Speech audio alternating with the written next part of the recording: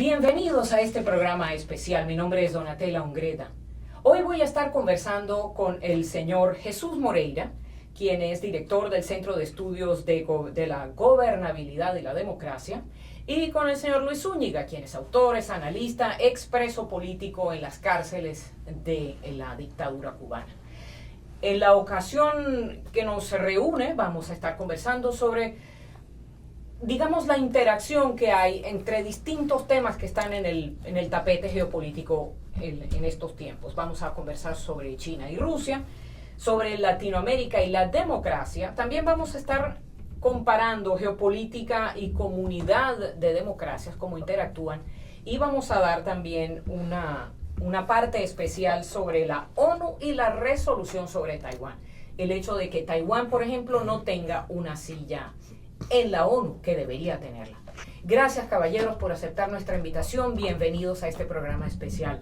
Entonces, empecemos con el señor Moreira, si les parece.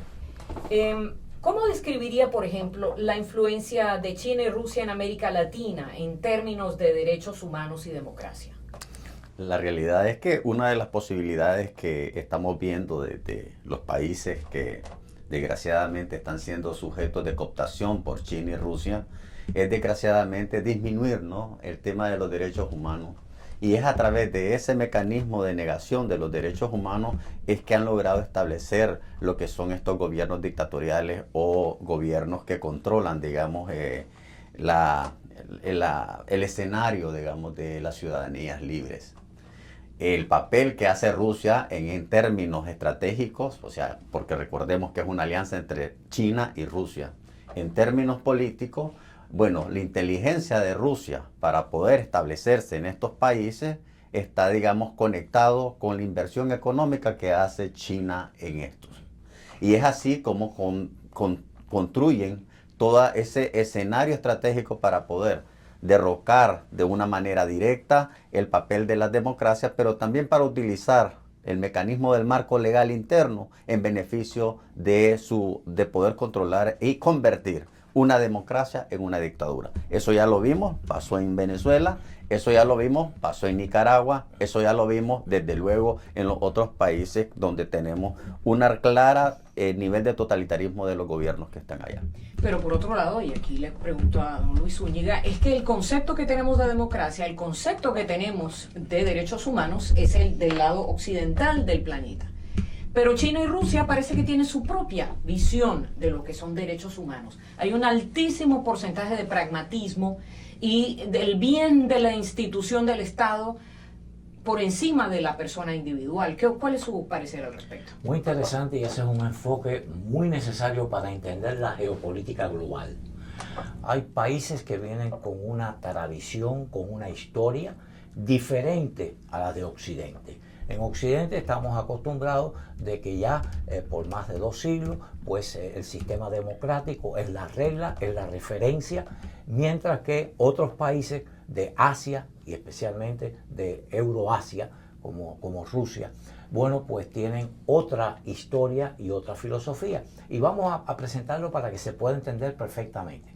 China pasó de una etapa feudal prácticamente a una etapa comunista. El periodo que tuvo de república fue en 1912 a 1949, cuando los comunistas tomaron el poder, y fue un periodo en que China empezó a establecerse como república, pasando de un imperio. Entonces, prácticamente los chinos han tenido mejorías en términos de gobernabilidad política. Primero con una dinastía, la Qing. Luego un periodo de república relativamente corto que no dio oportunidad de establecerse porque había una guerrilla comunista y estaban en constante guerra. Luego vino la Segunda Guerra Mundial, inmediatamente detrás el régimen comunista de China hasta el día de hoy. El régimen comunista de China, un régimen totalitario que eventualmente en la década de los 80 empezó a tener una transformación económica, pero seguía con el mismo totalitarismo comunista, pero en términos de nivel de vida para la población fue una mejoría porque empezaron a establecerse empresas privadas, incluso chinos que llegaron a convertirse en millonarios. O sea, a pesar de que no han tenido libertades políticas, han tenido una evolución en términos económicos relativamente positiva. Y entonces por eso los chinos, digamos, fueron mejorando siempre. Eso no quiere decir que estén bien, porque tienen una dictadura totalitaria comunista sin derecho. El caso de Rusia, algo parecido. Del zar entró Lenin con la revolución comunista, 72 años de comunismo, un periodo muy cortico de transformaciones donde nuevamente se estableció otra dictadura de otro tipo. Ahora era una dictadura zarista, al estilo de la zarista de antes, con Vladimir Putin, que ha tenido diversos matices de cambios de poder, pero siempre bajo el mismo formato político. O sea, son dos países que no han conocido democracia nunca la han conocido. Ahora bien, volvamos a Latinoamérica. Estos dos países, China, Rusia, que son altamente, tienen su propia idea de lo que es democracia, y aquí lo ponemos entre comillas, ¿qué estrategias han utilizado estos países para expandir su presencia en la región? Prácticamente tenemos el tema de Rusia, que ha exportado la inteligencia. O sea, descaradamente Rusia ha logrado utilizar toda su, por así decirlo, su historia, ¿no?, de la inteligencia político-militar que han tenido a través de la KGB. Han logrado, además de lo que han logrado exportar, pero también de lo que han logrado invertir históricamente. O sea, por ejemplo, Cuba, como muy bien sabemos, exporta inteligencia. Es inteligencia dictatorial, transferida a través de la historia de Rusia. Y desde allí han logrado minar los procesos internos de los países y han logrado, en cierta manera, hacerse del poder. En términos prácticos, lo que ha hecho Rusia es tratar de cooptar los poderes políticos internos posteriormente con el apoyo, digamos, de la sostenibilidad económica que da China. Esos dos elementos han logrado, digamos, disuadir a nivel de los tomadores de decisión de algunos países para poder establecer una alianza sin el papel, digamos, de Estados Unidos. Y concretamente dividir el papel de la democracia, sumarse a la tendencia dictatorial y irse alejando un poco de todo lo que es el marco de derechos humanos y el marco institucional de derechos. Esos son prácticamente los dos procesos que se viven y que evidentemente se está viendo en América Latina. Ya lo creo. Y en su opinión, don Luis, el papel de China en la economía latinoamericana. Estaba el señor Moreira hablando de estas estrategias, pero ahora también se me ocurre que, por ejemplo, la corrupción es una táctica, es una estrategia, que es algo que es natural, digamos, que los gobiernos latinoamericanos, Latinoamérica siempre ha sufrido de problemas de corrupción, pero ahora, como hay una danza de dinero, China creo que encontró un punto débil en los gobernantes latinoamericanos. Entonces, la pregunta concreta es sobre el papel de China en la economía latinoamericana, pero sus implicaciones políticas también, brevemente para... brevemente en la medida de lo posible, pues son claro. Dos temas de mucha profundidad. Pero vamos a ver, China tiene una aspiración hegemónica global. Entonces, dentro de ese contexto, están en una polarización Estados Unidos-China política, donde China trata de imponer su modelo en el mundo, como antes lo trató de hacer la Unión Soviética, frente al modelo norteamericano, que es el mismo de Europa Occidental, el modelo democrático. Ahora bien, China han trabajado con la sutileza asiática. No enseñar los propósitos, sino hasta el momento en que lo empiezan a utilizar. ¿Y qué han utilizado como estrategia? Anteriormente la Unión Soviética usaba la ideologización política. Trataba de imponer la teoría marxista para conquistar a otros países, otros pueblos, otros gobiernos. En el caso de China, no han utilizado la ideología marxista. Lo que han utilizado es la penetración económica para crear una dependencia política que los someta. Y eso lo vimos ya en África y es la misma técnica ahora que la están repitiendo en América Latina. Proyectos de inversión teóricamente muy positivos, muy buenos. Vengo a cooperar, a colaborar contigo para que te desarrolle. Vengo con proyectos de infraestructura para la explotación de tus recursos naturales. Y aquí está el proyecto, nosotros lo financiamos, nosotros ponemos la tecnología, nosotros lo ponemos todo. Así que vamos a hacer unos contratos. Lo único que en esos contratos vienen una serie de cláusulas que eventualmente terminan controlando China esos proyectos de infraestructura y creando una dependencia política porque hay un crédito, hay un préstamo que esos países en muchos casos son incapaces de pagar. China lo sabe, pero es la trampa que le llaman. Y luego viene entonces, como están entrampados económicamente, le ponen presión política para suavizar los términos del pago económico. Tienes una deuda conmigo de 3.000 millones de dólares, ok, yo te voy a rebajar la tasa de intereses, pero vota conmigo en Naciones Unidas, Organización Mundial de Comercio, apóyame en mis proyectos. Y ahí viene la dependencia política. Es una forma de chantaje a todos los efectos, Claro, ¿verdad, señor Moreno? sí, por supuesto. O sea, lo que tenemos claro aquí es el juego económico para poder, digamos, tener aliados estratégicos. En términos de lo que ya decía Luis, la expansión del control chino a través de la inversión económica en los países de América Latina y, digamos, de todo el mundo, es para acercarse a su estrategia final, que es dominar el mercado global y quitarle el tema del liderazgo que Estados Unidos tiene en el mundo. Y eso está pasando. O sea, ahorita, como vemos, la influencia en el Indo-Pacífico es cada día más evidente. El tema cómo ya se está sentando con Corea del Sur para ver los temas de inversión económica. El tema de cómo está delimitando, digamos, el papel de Estados Unidos también en África. O sea, ellos están tratando de impulsarse hasta donde se puedan porque obviamente ellos ya tienen una meta. Ellos dicen que en el 2045, 49, ellos quieren dominar y tener el control global. Y lo están haciendo con una oferta simple, como usted dijo. Invierto, gano influencia económica a través de dos elementos estratégicos, la corrupción interna y por el otro lado la debilidad de la ciudadanía porque se va perdiendo también derechos. Y hay un papel importante que es la tecnología para el control social. Correcto. Y ahí es donde está, digamos, el avance rápido de China, digamos, en esto. Te pongo las libertades, o sea, te quito el control, digamos, de la justicia para que sigas teniendo políticos corruptos, no te va a pasar nada, pero tenés que tenés que servirme a mí, al control político chino. Y eso me lleva entonces a pensar que los políticos, los gobernantes latinoamericanos no han hecho su deber, no han cumplido su deber, que el deber patrio que tienen de proteger los intereses de su propio país en cuanto a estudiar estos proyectos que China tan generosamente ofrece. Entonces no han hecho lo que se llama en inglés due diligence en determinar qué consecuencias a largo plazo le pueden llevar a su propio país, porque básicamente, que es la queja típica de todo gobierno de izquierda, que cederle a Estados Unidos soberanía, cederle recursos es ceder al imperialismo, pero es exactamente lo que está ofreciendo China. Entonces, en el papel que tiene Latinoamérica en este momento, ¿qué le recomendaría usted a los políticos latinoamericanos en pleno siglo XXI, año 2025, con una visión de futuro ya?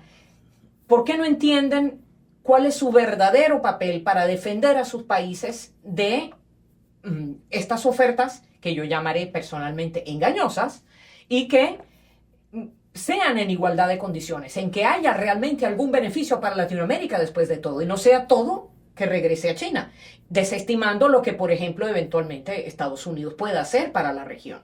¿Qué opina? Mira, lo primero que hay que decir en esto es que el país más corrupto del mundo es China. En China se venden hasta los grados militares. Hasta los grados militares se venden. Los líderes políticos de las provincias secuestran a empresarios de otras provincias para exigirle pago. O sea, lo que ocurre en China es monstruoso en términos de corrupción. O sea, dicho esto, viene la segunda parte. En su política exterior, ellos están acostumbrados a la corrupción.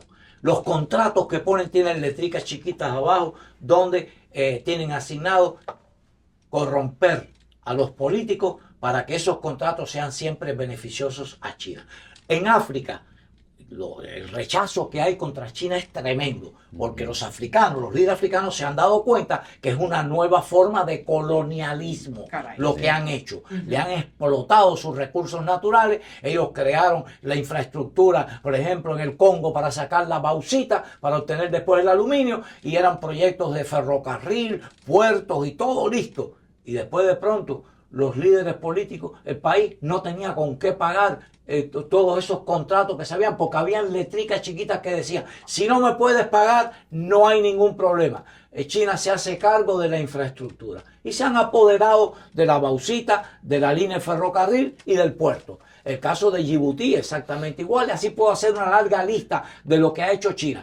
En América Latina es con más sutileza, porque no, América Latina tiene un poco más de desarrollo que África. Además, hay una política de vigilancia por la corrupción, etcétera. Pero de todas maneras es el dinero por abajo de la mesa que termina en cuentas en otros países o los llevan invitados a China, los tratan a cuerpo de rey y vienen después de regreso una de las dos formas, o corrompidos económicamente, cuentas bancarias en paraísos fiscales, o condicionamiento político. Tienes que apoyarme, como decía Jesús anteriormente, apóyame en mis políticas y en mis propuestas acá. Y la evidencia está muy clara. Busquen el endeudamiento de los países de América Latina con China y ya van a ver. Búsquense las diferencias de comercio. El único país de América Latina que no tiene un déficit comercial con China es Brasil. Porque en Brasil hay otros intereses,